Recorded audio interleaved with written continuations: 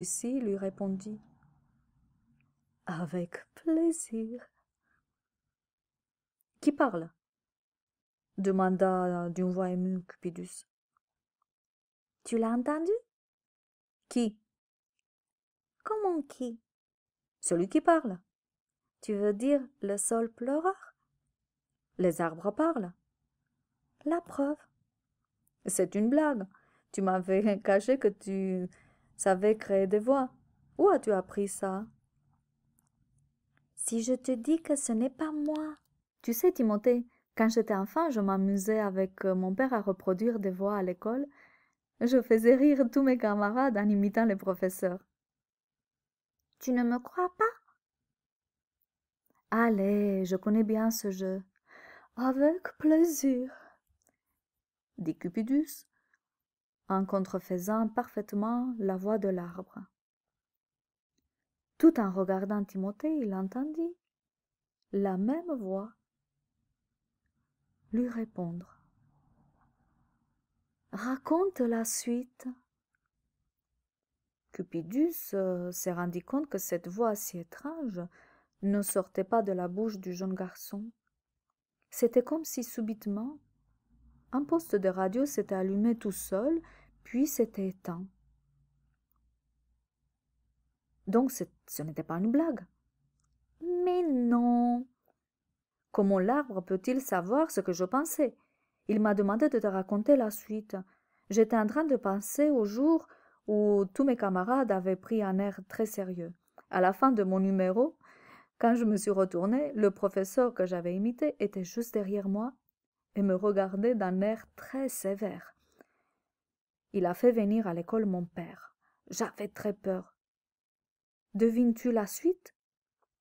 Non. Monsieur Durand, car il s'appelait comme ça, a dit à mon père que j'avais beaucoup de talent et qu'il serait dommage de le gâcher comme ça en cours de récréation. Il m'a nommé chef de troupe et j'ai eu comme tâche de réaliser un spectacle pour la fête de fin d'année. Génial! Tu parles. La punition était que je n'avais pas le droit de jouer dans la pièce. Oh, j'en étais le metteur en scène. Ah, il était dur avec toi. C'est ce que je croyais aussi, mais en fait, il m'a permis de découvrir des nouveaux talents dans notre classe et de les aider à s'exprimer. Le spectacle a été mémorable et l'année suivante, quand j'ai eu le droit de jouer, j'étais le plus enchanté du cadeau que M. Durand m'avait fait.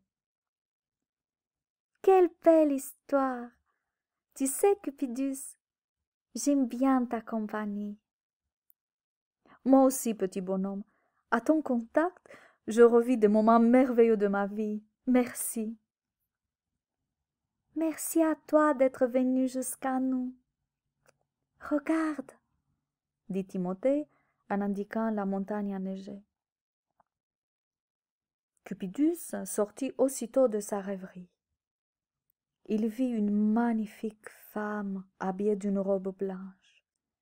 Elle portait sur sa tête une impressionnante couronne de fleurs blanches, bleues et roses. Légère comme la brume, elle s'avançait d'un pas mystérieux au milieu de cette grande assemblée. C'était la première fois qu'elle descendait des hauteurs des montagnes blanches. La fée Flocon de Neige allait présider cette assemblée. Tout le monde fut surpris de son apparition. On avait entendu parler d'elle, mais personne ne l'avait encore vue, sauf le sage de la forêt, qui s'entretenait régulièrement avec elle.